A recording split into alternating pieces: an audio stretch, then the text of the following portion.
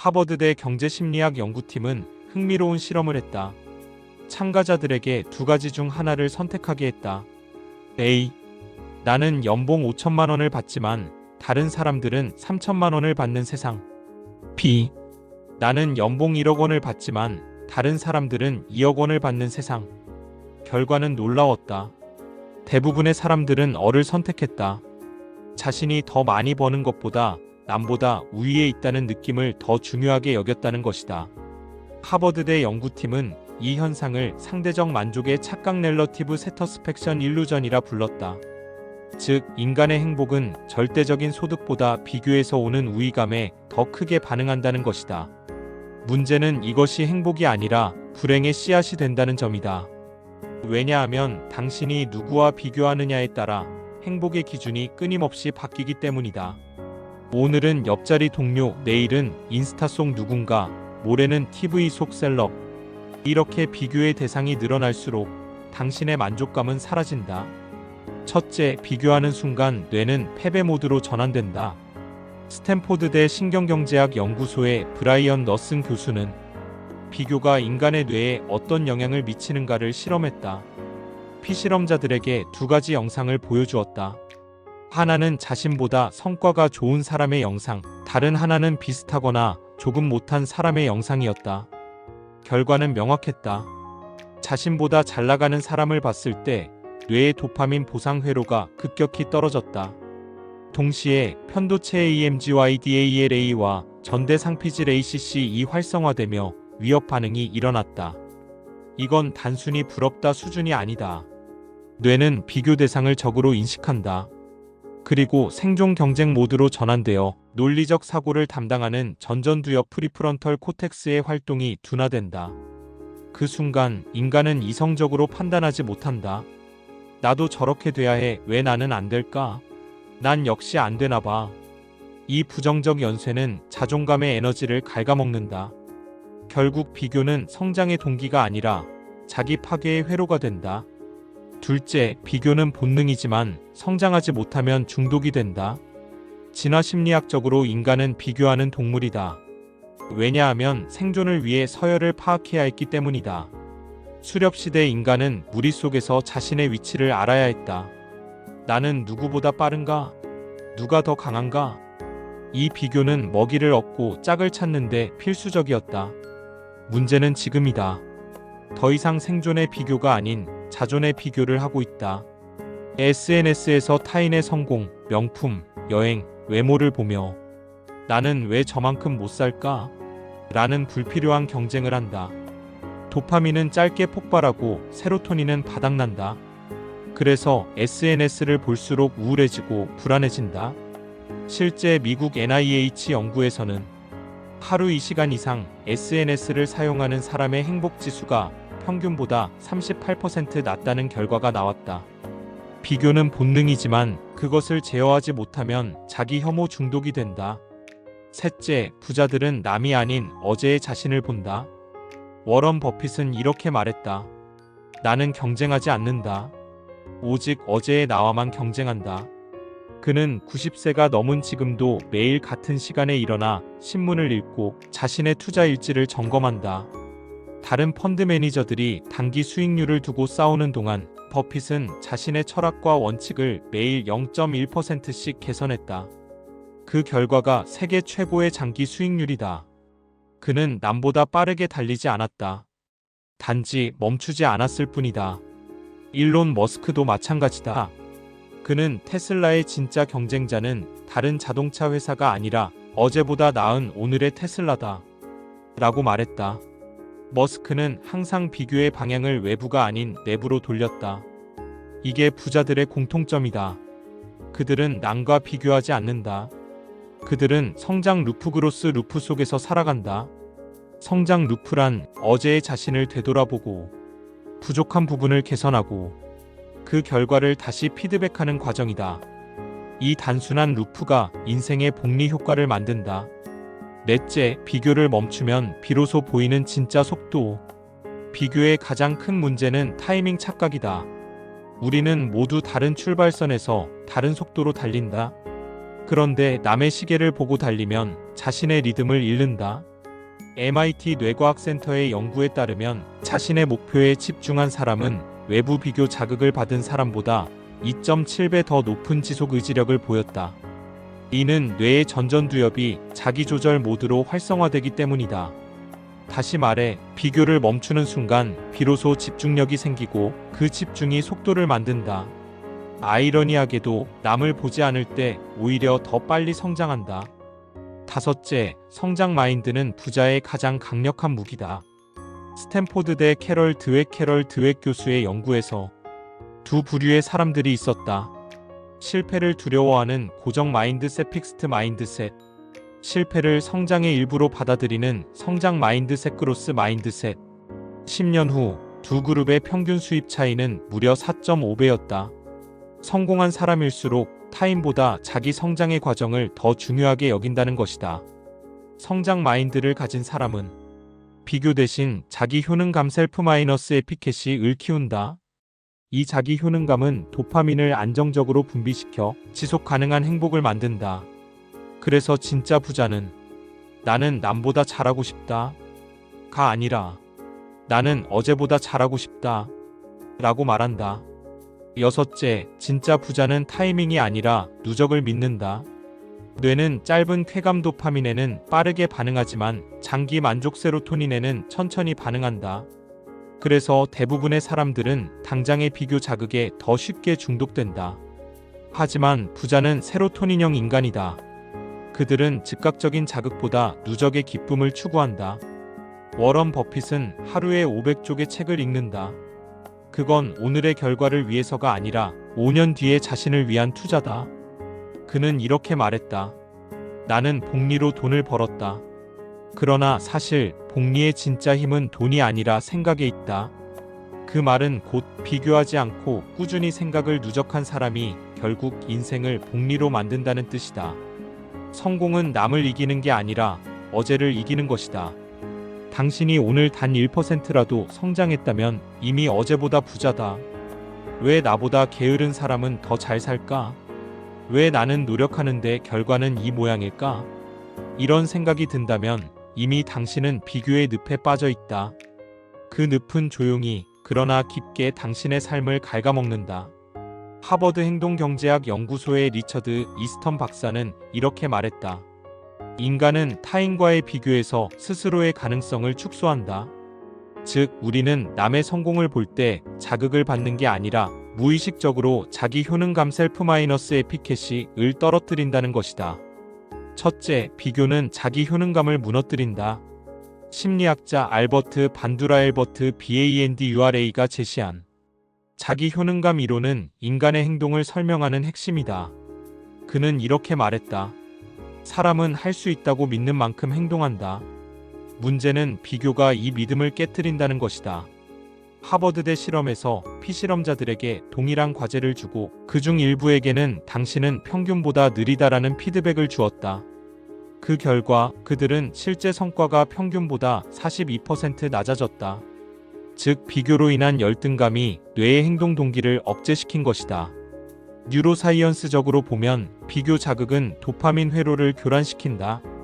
특히 전전두엽 프리프론털 코텍스과 측좌핵 누클리어스 ACC-UMBENS의 연결이 약화되어 해볼 만하다는 의욕 신호가 꺼져버린다. 그래서 비교하는 사람일수록 행동이 느려지고 실행력이 떨어진다. 결국 가난은 능력의 문제가 아니라 비교가 만든 뇌의 구조 문제인 것이다.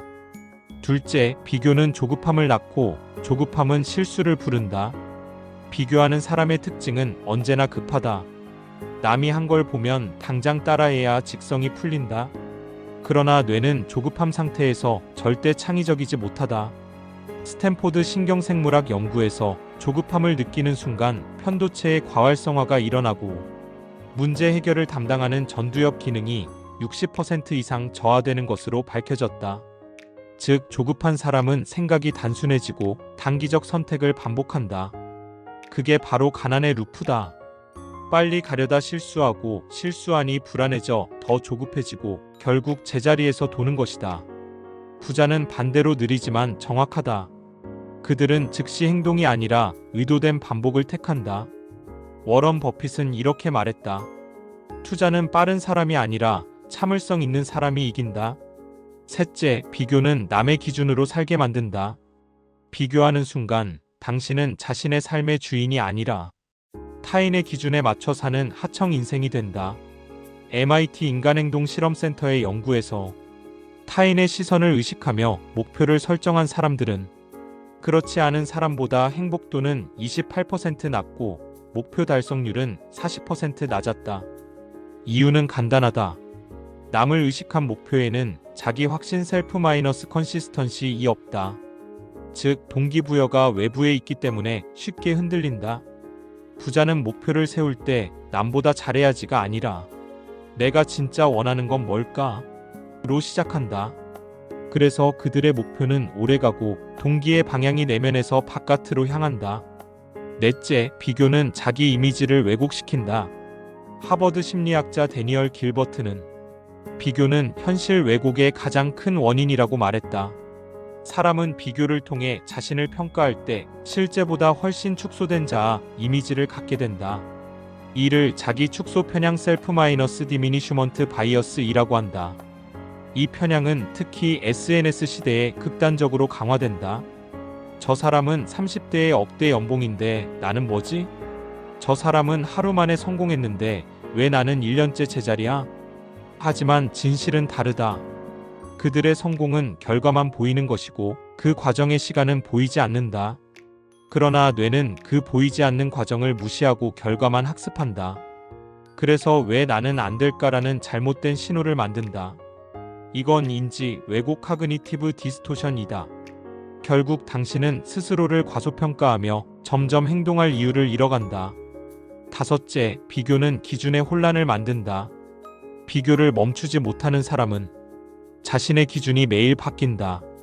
어제는 연봉 5천만 원이면 만족이라 생각했는데 오늘은 저 사람 보니 억대 연봉은 돼야지가 된다. 기준이 흔들릴수록 성취의 의미도 사라진다. 그리고 뇌는 만족 대신 결핍 루프를 강화한다. 이 루프가 무서운 이유는 아무리 성공해도 결코 행복하지 않기 때문이다. 부자가 되는 성장 마인드 실천 루틴. 그렇다면 어떻게 해야 할까? 비교의 뇌를 성장의 뇌로 바꾸는 방법은 있다. 그건 하루아침에 되는 게 아니라 습관의 재배 설리와 이어링 과정이다. 첫째, 비교 루프를 성장 루프로 바꿔라. 비교 루프는 이렇다. 타인을 본다 불안하다 조급하다 행동을 멈춘다. 반면 성장 루프는 다르다. 자신을 본다 개선한다 작게 성취한다 자신감이 생긴다. 이 작은 차이가 인생의 결과를 바꾼다. 하버드대 긍정심리학 연구팀은 자신의 하루를 1분만 성찰해도 생산성이 23% 증가한다고 밝혔다. 그 이유는 단순하다. 자기 비교는 뇌를 안정시키고 세로토닌 분비를 증가시킨다. 즉, 비교의 방향을 바꾸는 것만으로도 뇌의 보상 시스템이 건강하게 작동한다. 둘째, 매일 1% 성장 루틴을 만들어라. 세계적인 자기계발서 아토믹 헤비스 어타믹 해버츠의 저자 제임스 클리어는 말했다.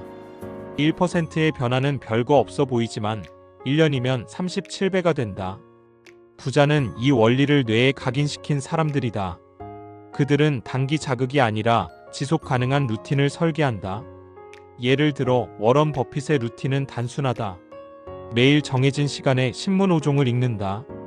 투자 일지에 자신의 판단을 기록한다. 하루를 마치며 오늘의 의사결정 점수를 매긴다.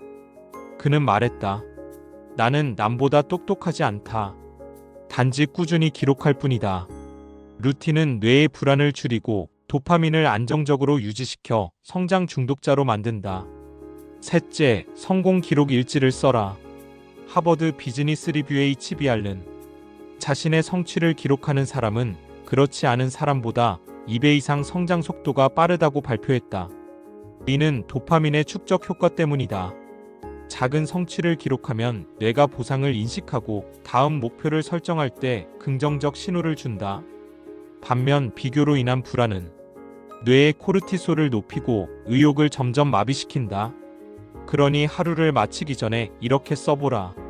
오늘 어제보다 나아진 점 한 가지, 배운 것 한 가지, 내일 개선할 것 한 가지.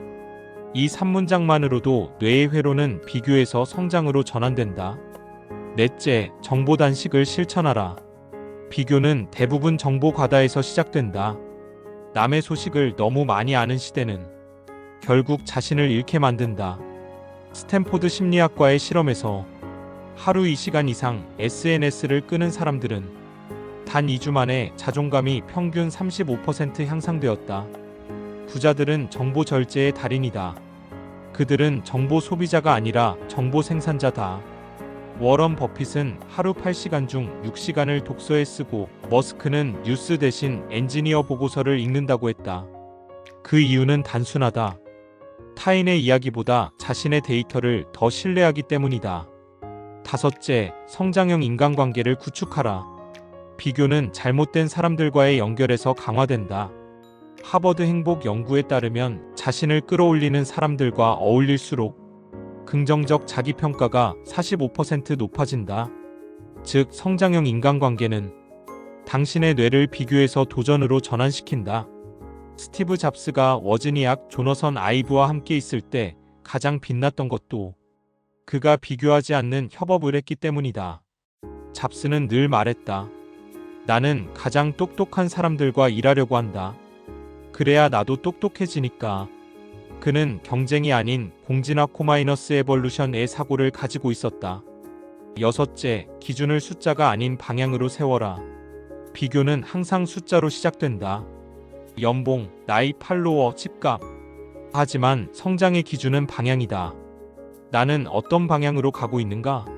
내가 지금 배우고 있는 게 나를 더 깊게 만드는가? 이 질문은 뇌의 내측 전전두엽 미디얼 PFC를 활성화시켜 자기 인식과 장기 의사결정을 강화한다. 이건 부자들의 공통 습관이다. 그들은 숫자보다 방향을 본다. 그 방향이 맞으면 속도는 언젠가 따라온다고 믿는다. 일곱째, 비교의 뇌를 멈추게 하는 명상 3분.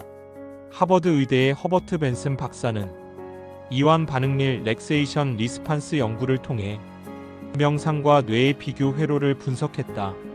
그는 3분간의 단순한 명상이 편도체 활동을 40% 이상 억제하고 전전두엽의 집중도를 2배 높인다는 사실을 밝혔다. 매일 아침 3분 이렇게 해보라. 1눈을 감고 어제의 자신을 떠올린다. 2 어제보다 나아진 점을 하나 말한다. 3 오늘은 어떤 방향으로 가고 싶은지 말한다.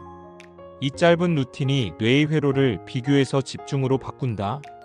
남보다 빨리 달리는 인생은 지쳐 쓰러지고 어제보다 멀리 가는 인생은 끝까지 달린다. 비교가 만든 자존감의 함정, 그리고 부자의 내면 속도.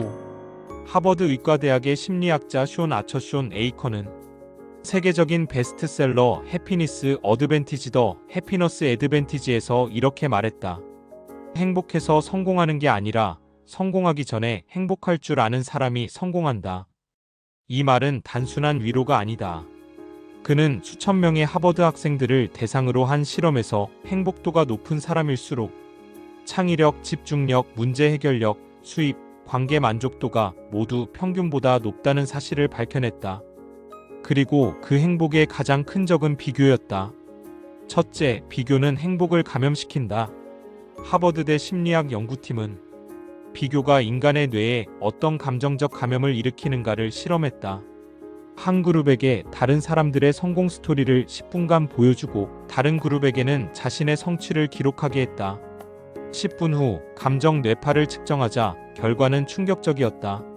성공 스토리를 본 그룹의 68%가 불안 신호파 과다를 보였고 자신의 성취를 회상한 그룹은 세로토닌 수치가 45% 증가했다. 즉, 비교는 행복을 빼앗고 회상은 행복을 복원한다. 행복은 외부에서 들어오는 것이 아니라 자기 인식 셀프 마이너스 레커그니션에서 만들어진다는 것이다. 그래서 부자들은 남의 뉴스보다 내 일지를 더 자주 본다. 그건 자존감을 지키는 가장 단순하지만 강력한 방법이기 때문이다. 둘째, 비교는 가짜 자존감을 만든다. 가짜 자존감이란 타인의 평가로 만들어진 자신감이다. 남들이 나를 인정해줘야 안심되는 상태. 이건 자존감이 아니라 불안의 다른 이름이다. 스탠포드 행동심리학 연구팀은 SNS에서 좋아요의 개수가 많은 사람일수록 내면 자존감 셀프 마이너스 워스 점수가 낮은 역상관 관계를 보였다고 발표했다. 그 이유는 간단하다. 그들의 행복은 내부가 아니라 외부에서 조절되기 때문이다. 즉, 타인의 반응에 따라 자존감이 부풀었다 꺼지는 풍선처럼 흔들린다. 이런 상태에서는 어떤 성취도 오래가지 않는다. 왜냐하면 남이 보는 나를 유지하기 위해 에너지를 소모하기 때문이다. 진짜 부자들은 이 에너지를 내면 성장에 쓴다. 셋째, 부자들의 자존감은 결과가 아니라 루틴에서 나온다. 워런 버핏은 자신이 만든 투자 원칙 중 가장 중요한 항목으로 자기 만족 셀프 마이너스 컨텐트먼트를 꼽는다. 그는 이렇게 말했다. 나는 매일이 즐겁다. 돈 때문이 아니라 내가 매일 조금 더 나아지고 있기 때문이다. 버핏의 하루는 단조롭다. 아침에 신문, 점심에 맥도날드 햄버거, 오후엔 보고서, 저녁엔 책. 그러나 그의 뇌는 단조로움 속의 성장을 보상으로 인식한다. 이는 뇌의 복내 측 전전두엽 VMPFC 이 자기 일관성에 반응하기 때문이다. 즉, 남보다 잘했다보다 어제의 루틴을 지켰다는 만족이 더 큰 도파민을 만든다. 그게 진짜 부자들의 행복 엔진이다. 결론, 어제보다 나아진 당신은 이미 부자다. 부자가 된다는 건 돈을 많이 버는 게 아니라 삶의 질을 복리화하는 것이다. 어제보다 1%만 나아졌다면 당신은 이미 인생의 곡선을 바꾼 사람이다. 성장은 소리 없이 일어나지만 그 축적은 언젠가 세상을 놀라게 한다. 비교는 불행의 가장 정교한 형태이고 성장은 행복의 가장 단단한 형태다. 남보다 빨리 가지 않아도 좋다. 당신은 이미 어제보다 멀리 가고 있다. 댓글로 여러분들의 생각을 알려주세요. 지금까지 더리치랩이었습니다. 구독과 좋아요는 영상 제작에 큰 힘이 됩니다.